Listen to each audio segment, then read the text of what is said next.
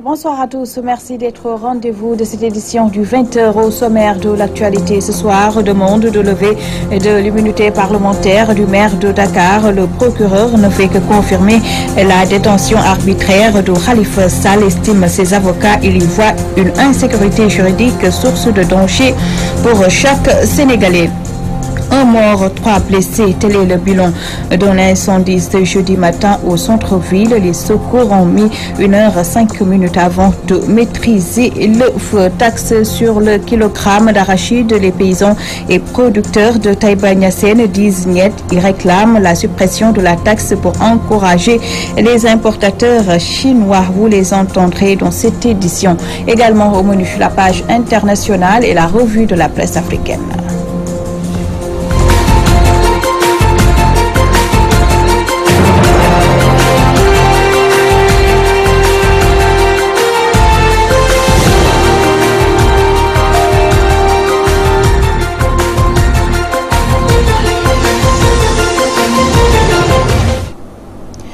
Merci de vous joindre à nous. L'affaire Khalifa Sall est la preuve que les Sénégalais sont dans une insécurité juridique et la lettre du procureur demandant la levée de son immunité ne fait que confirmer que le maire de Dakar est victime de détention arbitraire. C'est en tout cas la conviction de maître Ciré Clédor Ly, un des avocats de l'édile de Dakar. Le voici au téléphone de Moustapha Diop. J'ai toujours dit que dans ce pays, nous sommes tous en danger. Parce que les autorités doivent être cohérents envers eux-mêmes et devraient avoir un seul guide, c'est la loi. Or, nous sommes dans un pays qui sont en train de détruire l'état de droit. On ne peut pas comprendre qu'une autorité aussi haute que le préfet de la République, qui est le directeur de la police judiciaire, puisse adresser tout le monde l'a entendu, prendre des réquisitions et dire que Khalifa Sall n'est pas couvert par l'immunité parlementaire. Et puis moins de 2 mois après, il parle de la levée de l'immunité parlementaire. Cela ne fait pas sérieux dans un pays de droit. Et je crois que lorsque les autorités s'amusent avec la règle de droit, alors cela constitue un danger pour tout le monde. C'est un aveu qu'il saisisse lorsqu'il saisit l'Assemblée nationale pour lever l'immunité, que c'est un aveu comme quoi qu'il y a un député qui est en détention arbitraire. Et la détention arbitraire est un crime. Et aujourd'hui, on doit en tirer toutes les conséquences. L'Assemblée nationale devrait rendre la gifle. En quoi faisant, c'est effectivement refuser de donner suite à la lettre du procureur de la République, puisque déjà le député est en détention arbitraire. Il faudrait d'abord remettre la situation légale, à savoir la suspension des poursuites, les libérer, et maintenant ils feront ce qu'ils voudront. S'ils veulent après, ils peuvent réitérer la demande pour lever l'immunité parlementaire et continuer les poursuites, mais on ne peut pas régulariser une situation illégale. La situation de Khalifa Sall aujourd'hui est une situation de détenu arbitraire, et on ne peut pas la régulariser par une demande que l'Assemblée nationale aurait organisée. L'actualité, c'est aussi ce drame au centre-ville de Dakar. Un incendie survenu jeudi matin à l'immeuble Alliance a fait un mort et 3 blessés. La victime est une vieille dame de nationalité française. Les pompiers ont pu maîtriser le feu au bout d'1h05 de lutte. Les explications de Aïcha Diakhaté. Un immeuble a pris feu ce jeudi matin en plein centre-ville à Dakar. Aux dernières nouvelles, l'incendie a fait un mort, une dame de nationalité française. La victime serait âgée de 93 ans. Un court-circuit dans l'un des ascenseurs du bâtiment serait à l'origine de l'incendie. Le feu a été maîtrisé au bout d'1h05 d'opération des éléments de la brigade des sapeurs-pompiers. Le colonel Idrissa Moulay Koulibaly, qui a tenu à apporter des précisions sur le déroulement de l'opération, n'a pas informé le décès de la dame. Mais il confirme que 3 personnes ont été blessées. Plusieurs dégâts matériels ont été enregistrés. D'après les témoins, les sapeurs-pompiers ont perdu beaucoup de temps avant d'arriver sur les lieux du sinistre. Aïcha Diakhaté, je vous le disais en titre, les paysans et producteurs d'arachide de Taïba Niassène demandent au gouvernement de supprimer la taxe de 40 francs sur le kilogramme pour permettre aux Chinois et autres étrangers d'acheter leurs graines en rassemblement à Taïba. Ils ont menacé de se faire entendre dans les prochains jours si rien n'est fait. Omar Diarabé Niass parle en leur nom. Il est au micro de Al-Hassan Ba. Je parlais sur 3 axes. Le premier axe constitue à dénoncer la taxe que l'État avait mise sur le kilo à exporter, qui s'élevait à 40 francs. Nous lui demandons de l'enlever. Pourquoi? Parce que les conséquences reviennent aux producteurs. C'est nous qui produisons l'arachide. Une fois il y a la présence des étrangers qui viennent acheter l'arachide pour l'exporter, on remarque nettement qu'il y a un surplus. Donc si l'année dernière on a constaté que l'État a mis 40 francs sur le kilo à exporter et conséquence on l'a vécu sur la campagne hivernale. Les paysans ont traversé un moment très difficile. C'est-à-dire que les paysans n'arrivaient même pas à avoir de quoi manger. Parce que les Chinois ont quitté très tôt. La campagne s'est arrêtée l'année dernière très tôt. Conséquence, la main-d'œuvre que vous créez à Taïba, rien qu'à Taïba Niassène, vous trouvez 2000 personnes qui travaillent chaque jour et qui gagnent au moins 2500 par jour. Surtout les femmes. Je parle de manière globale. Les charretiers, les volets taxis. Une fois que les Chinois ne viennent pas, vous voyez que toute cette main-d'œuvre-là s'arrête automatiquement. C'est une enveloppe exorbitante qui s'envole comme ça. Et l'autre avantage, c'est la continuité. Il y a des progrès sur la commercialisation de l'arachide, il faut le dire. On ne peut pas admettre jusqu'à 2017 un recul par rapport à cette situation. S'il n'y a pas d'acheteurs, il y aura une main-vente. C'est les cris de cœur, c'est seulement l'État qui peut enlever cette taxe. C'est la seule et unique blocage. S'il enlève cette taxe-là, je sais bien qu'il y aura des visiteurs, il y aura les Chinois, il y aura les Indiens, il y aura les Huiliers. Tout le monde viendra pour acheter, il y aura la concurrence et la demande sera nettement supérieure à l'homme. On ne lui menace de rien. On ne lui menace de rien, mais les conséquences, c'est eux qui le vivront. C'est-à-dire si l'État ne fait pas d'effort, il verra les conséquences. Reparlons de la crise à l'hôpital de Sédhiou qui a pris une tournure dramatique, accusé par les grévistes d'être à l'origine du malaise. Le directeur de l'hôpital a tenté de se suicider. Doudou Diouf s'est coupé une veine. Les détails avec Lamine Bayo. L'établissement public de santé numéro 1 de Sédhiou vient de vivre un scénario inhabituel. En effet, aux environs de 17 h, des informations venues de la demeure du directeur Doudou Diouf font état que ce dernier a tenté d'écourter à sa vie en se blessant par un objet tranchant, ce qui aurait valu son évacuation sur Dakar par un avion médicalisé. Les raisons qui peuvent motiver son choix sont peu connues. À en croire une source sous le couvert de l'anonymat qu'il aurait mal supporté la sortie fracassante des syndicalistes qui ont critiqué sa gestion. Cette posture de ses employés l'aurait conduit à la dérive. Pour l'heure, l'incertitude plane sur son sort. C'est dire donc cet établissement pour l'instant traverse une tourmente. Sédhiou, Walfadjri Radio TV, Lamine Bayo.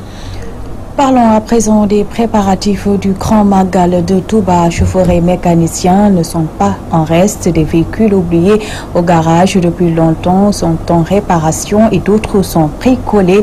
Objectif, se faire le maximum d'argent en peu de jours au risque de mettre en danger la vie d'innocentes personnes. C'est un reportage de Issatine. Des voitures en panne garées chez les mécaniciens du stade Léopold Sédar Senghor pour des réparations en vue de partir au Grand Magal de Touba. Rien que pour gagner de l'argent, certaines voitures sont même bricolées. Les passagers sont toujours en danger. Il y a des gens qui ont des ferrailles de voitures même, mais ils vont bricoler, retaper, repeindre, masquer, repeindre, la voiture va être un peu jolie. Et ça, ils s'en vont ramasser des clients et puis s'en va. Une fois que tu arrives à Touba, tu vas dire Alhamdulillah Rabbil Alamin. Parce que ça veut dire que tu ne pensais même pas que tu vas arriver à Touba.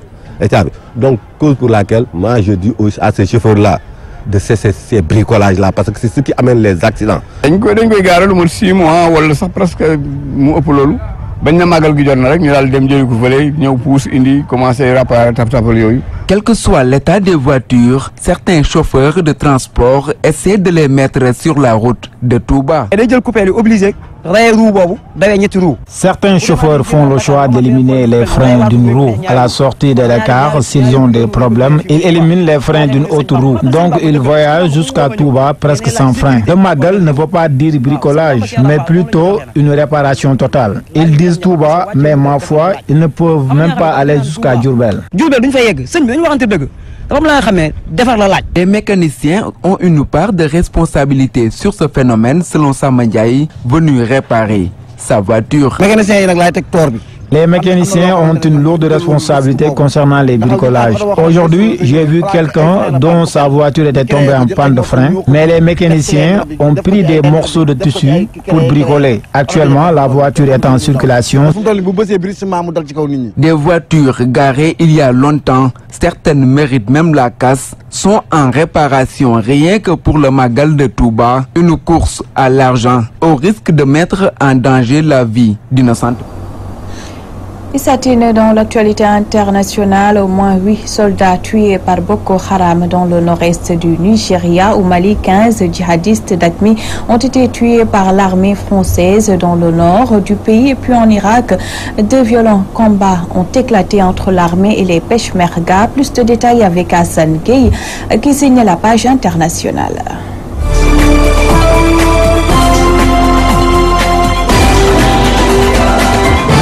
8 soldats ont été tués lors d'un raid du groupe islamiste Boko Haram sur un camp militaire et un village dans le nord-ouest du Nigeria, selon une source militaire. L'attaque qui s'est produite dans le village de Sazawa est la troisième visant l'armée dans la région en moins de 2 semaines, marquant une reprise des hostilités. Le porte-parole de l'armée pour Damaturu, le colonel Kayode Ogunsanya, a déclaré que l'attaque avait fait des victimes des deux côtés. Depuis son apparition il y a 8 ans, Boko Haram lance des attaques et commet des attentats suicides au Nigeria, mais aussi dans les pays voisins comme le Cameroun, le Niger et le Tchad. Un groupe armé terroriste affilié à Al-Qaïda au Maghreb islamique a été mis hors de combat et 15 djihadistes tués par l'armée française dans le nord du Mali, a indiqué ce jeudi l'état-major des armées. Au cours d'un point de presse, le colonel Patrick Stenge, porte-parole de l'état-major des armées, a déclaré que la découverte d'une katiba terroriste dans la région d'Abaïbara au nord-est de Kidal a entraîné le déclenchement d'une action combinée entre les forces spéciales françaises et des soldats de l'opération Barkhane. Cette opération a permis de mettre hors de combat 15 membres de cette katiba qui dépendait d'Ansardine, a précisé le porte-parole. De violents combats opposent depuis ce matin les forces irakiennes aux combattants kurdes dans le nord de l'Irak, dans la foulée de l'offensive lancée depuis le 16 octobre par le pouvoir de Bagdad. L'offensive a été lancée à l'aube de ce 26 octobre par l'armée irakienne et des milices paramilitaires chiites, les unités de mobilisation populaire. Les affrontements ont eu lieu autour de Zoumar, près des frontières turques et syriennes. Il s'agit pour Bagdad de reprendre un poste frontière et de sécuriser un oléoduc qui mène vers la Turquie. Le premier ministre irakien Haïdar al-Abadi a rencontré hier les autorités turques qui lui ont apporté leur soutien dans la lutte contre les Kurdes.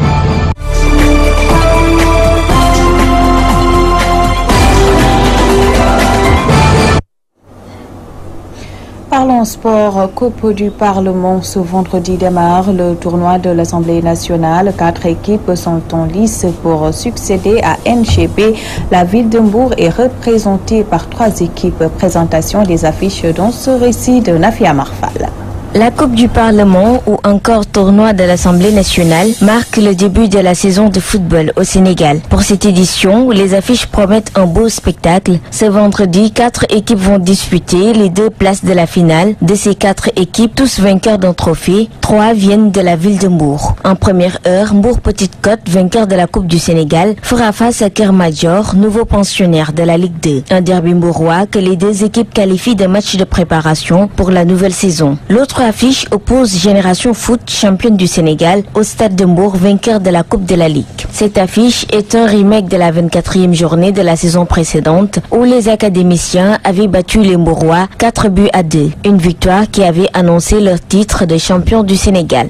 Stade de Mbour, vainqueur de la Coupe de la Ligue devant l'US Ouakam, avait terminé la saison 2016-2017 à la 9e place avec 30 points, plus une défaite en finale de la Coupe du Sénégal. Cette équipe voudra certainement une victoire ce vendredi pour entamer sereinement la saison. Cette compétition permettra aux 4 équipes en lice de se jauger, de mettre en pratique leur préparation pour la prochaine saison, dont le démarrage officiel est prévu le 18 novembre prochain. En attendant, ce dimanche est prévue la finale de la Coupe du Parlement, jour de réponse à la question qui va succéder à NGB.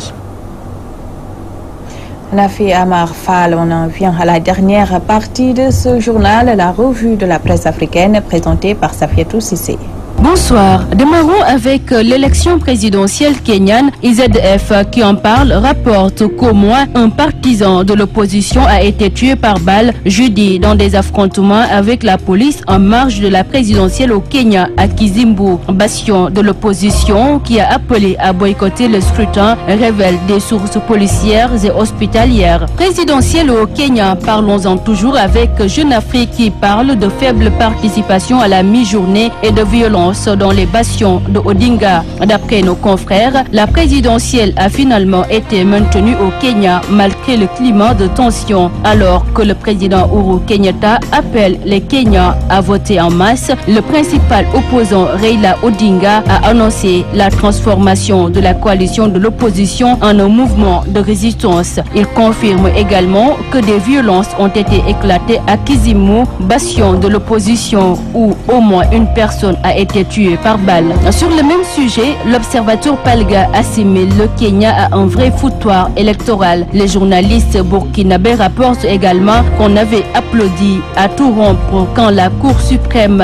kenyane avait décidé d'invalider l'élection présidentielle du 8 août, alors que la commission électorale indépendante avait déclaré le président sortant Uhuru Kenyatta vainqueur face à son éternel challenger Raila Odinga et que de nombreuses capitales lui avaient déjà adressé leurs félicitations. Passons à icilomé.com. Le site parle de répression et traque des manifestants au Togo, tandis que la colère des États-Unis monte d'un cran. Poursuivant, il rapporte que 2 mois après son déclenchement, la crise politique semble être loin d'un dénouement imminent. Au contraire, elle s'enlise au fil des jours à travers la poursuite des représailles contre les manifestants de l'opposition par le pouvoir de Lomé. Aujourd'hui, Sokodé, fief de l'opposant Tikpi Achedam, à l'origine des contestations et presque une ville en état de siège. Des manœuvres peu recommandables sont aux antipodes de l'acceptable, ajoutent nos confrères togolais. Terminons avec africaguinée.com qui parle de soulèvement populaire et s'interroge si c'était le business de certains O4. Nos confrères indiquent qu'à l'occasion des manifestations des populations de certaines localités du pays, certains O4 originaires de ces cités sont souvent envoyés en sapeurs-pompiers. En marchand d'illusions, ils ont un discours commun et usagé. Le président de la République ne vous a pas oublié. Pour preuve, vous avez 6 à 8 de vos fils qui sont ministres, sans compter le nombre de directions et d'autres hautes fonctions de l'administration occupées par vos fils.